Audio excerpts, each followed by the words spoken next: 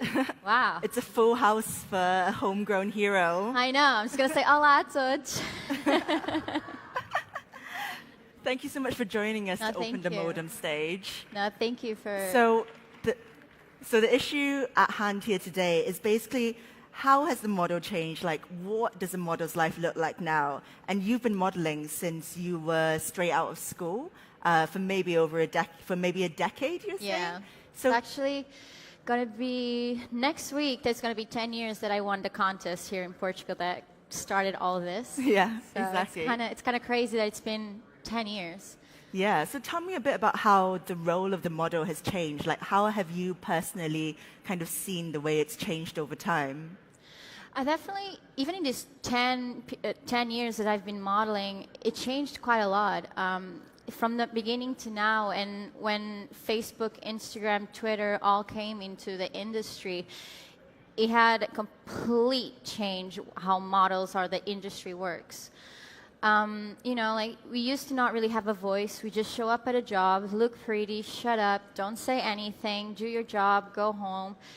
And now you're seeing a shift where girls have a voice. I have a direct voice to millions of people, and that's very powerful. It's powerful that I can just go on my Instagram, say something, and that's going to be viewed by millions of people. And with that also comes a lot of responsibility. Yeah, it must be quite daunting as well. You know, it's definitely has its good and bad things, definitely. But I think if you choose to focus on the good things, it's making incredible things to models nowadays. I think it's starting to really get the industry to notice that you can't just push the girls and guys around anymore, and we're starting to be looked as equals in the industry. Well, we've always been kind of, I want to say, exploited in a certain way, and we're just always you get into a job and you just have to do whatever everyone else tells you to. Yeah. And, you know, with that kind of comes certain dangers as well. Like, if you're a powerful, well-known model, it's less likely someone will treat you badly. But if you're starting out at the beginning of your career, like, what kind of protections do you even have? Definitely. I mean, when you have such a big platform that if someone does something to you, can just go out and publicly shaming them and taking them accountable for their actions, it's really powerful. And people maybe get a bit scared and think twice if they're going to do something to you. But then there's a change when, like, it's a new face, they feel like I have no voice, and they come to a joy and just keep being pushed around. And that's important to know that the girls, even if you feel like you don't have a voice, you really do. Posts get viral nowadays. You don't even have to have millions of followers, and posts can really reach so much if it's, you know, the public loves a story and all stuff like that. But it does come as a responsibility. You do have power, but you also have a responsibility once you reach so many people to, you know, I kind of have to, if it's still happening to me, that I have all this reach of people, imagine what's not happening to girls that are just starting. Because you yourself have had experiences in the past where you've been made to feel uncomfortable or unhappy. You know, and I've definitely had, throughout my career, a lot of times that I've felt like I got pushed into doing some things I didn't want to, or, you know, things that everyone's like, oh, that's just part of the business. You get a lot of that. That's just part of the business. And it really shouldn't be part of the business. It should be okay for me to say, no, I don't want to get naked and change in front of people that I've never met. But if you ask, like, can I have somewhere where I can change by myself, you're like, oh, diva. Yeah. You know, and things like this are like, that's just part of the job. You have to get used to it if you want to get ahead in this industry. And, you know, like, that's not how it's supposed to be. And funny enough, this past year, 2 years, I've been having situations happening to me, especially when, you know, I've always been very comfortable with my own body, and I've never I've always looked at it in terms of art, but I've always been very, not picky, but all the naked photos I've done have been very controlled and choose and thought about. Mm-hmm. And I've been having a lot of shoots that I arrived and they just expect me to get naked. And, and when someone just forces me or expects something from me without even asking, I'll be like, no. Right. And that's something I've been very vocal about. And, I probably have burned some bridges with some photographers because, if you don't respect me, I'm really going to close myself. Mm-hmm. I had jobs that before the job, I was asked, this is a mood board. They want some nudity. Are you okay with it? Or are you not okay with it? And I tell them, I'm okay with this. I'm not okay with that.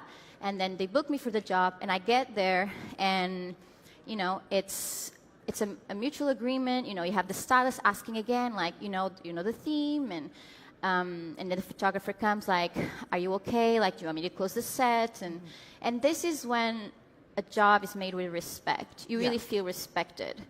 And then you have jobs where, like Louis, because I had bad experience, and I made sure that I would not get myself into the position that there was a big lack of miscommunication, and I got to the job and the photographer was expecting something and you weren't, and for that not to happen, I made sure when this option came through, I was the only way I would do it would be if there is a no nudity agreement, especially knowing the magazine. And I knew the photographer. I've worked a lot with him. I had a good relationship with him, and I knew I could trust him. So, but I made sure, I want a contract stipulated that this is not going to happen. Yeah, you were clear about your boundaries. I was clear about it, and they agreed. They didn't have to agree. No one forced them to agree, but the moment they agreed, okay, so I can come into the shoot and be comfortable that this is not going to happen like it has in the past. And then I arrive in the shoot, and obviously even with the contract, you have someone in the shoot, not the photographer, but pressuring me into get naked. And then they always come and get pictures that I've done in the past, but this is no different than this. Yeah. And I'm yes, it is. It's about choice. Just because you've kissed a lot of guys in the past doesn't give anyone the right to come and kiss you without your permission. Exactly. And this is the same thing. It's about choice. It's almost like once you do nudity, some people expect that that's nudity forever, which it isn't. It's about your individual.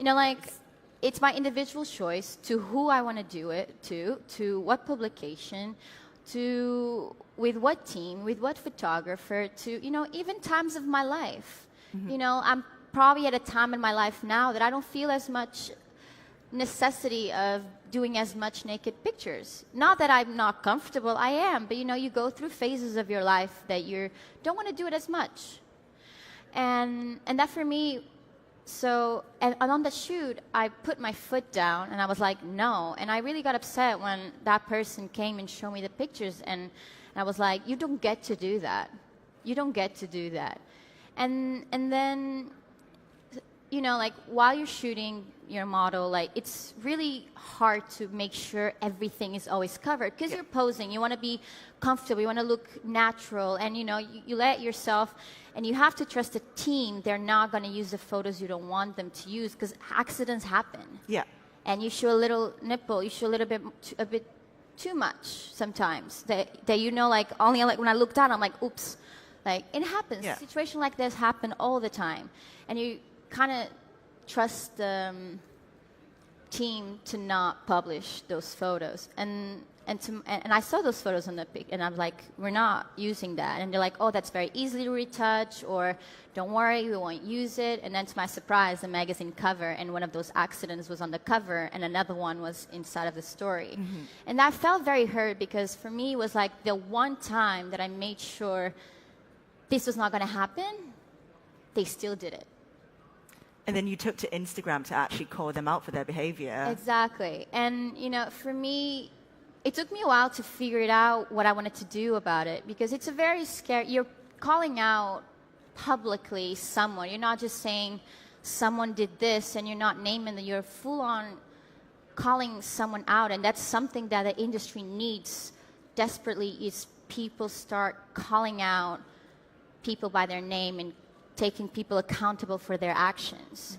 And that's what I wanted to start. And, you know, I made sure I did it with, I had an old team that worked with me and make sure this was done the right way. And, you know, I was very overwhelmed with the reaction to it, but what I wanted from the post was just, you know what, I just hope I will be at least saving one girl from this happening to them. Because I got so many texts and comments from friends of mine and colleagues saying, oh my God, thank you so much for talking. This has happened to me. Like, and it makes me think, like, if people were more vocal about, maybe this would have happened to me. Yeah.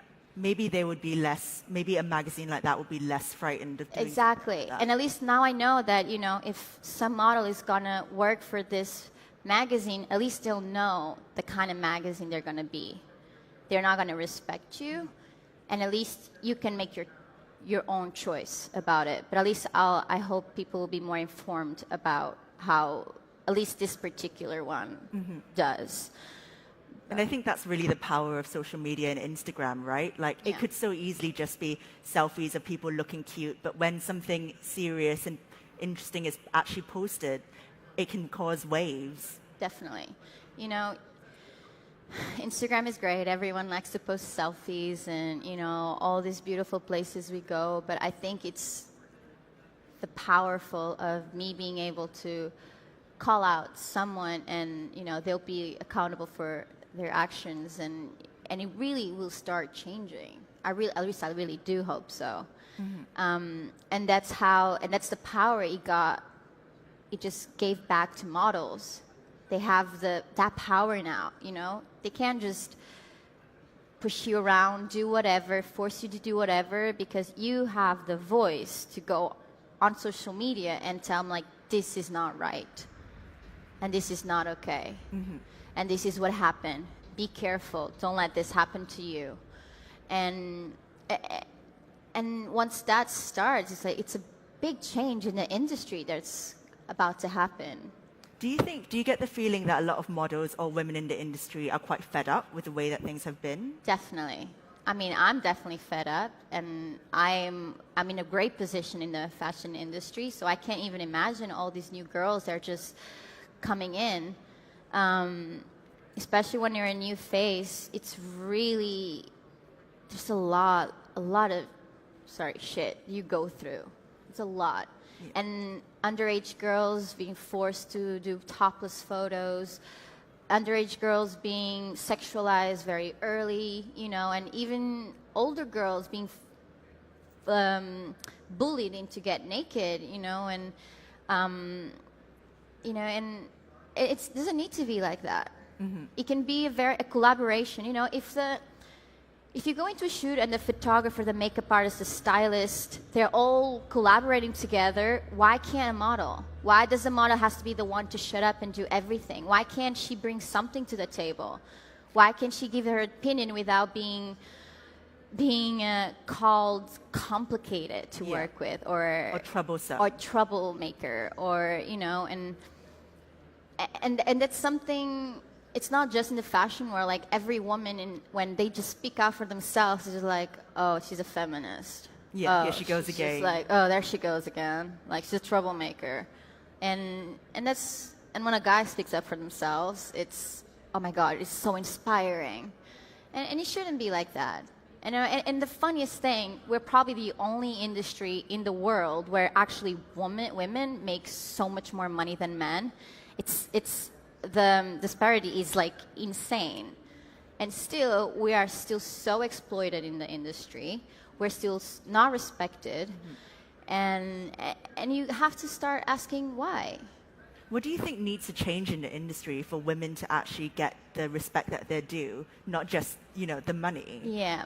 I think definitely taking people accountable for their actions. Mostly that, you know, and people, and start not just close an eye and just, like, pretend that didn't happen. You know, agents don't send models to problematic photographers that they're known to be abusive. You know, like, magazines, brands, don't work with those photographers.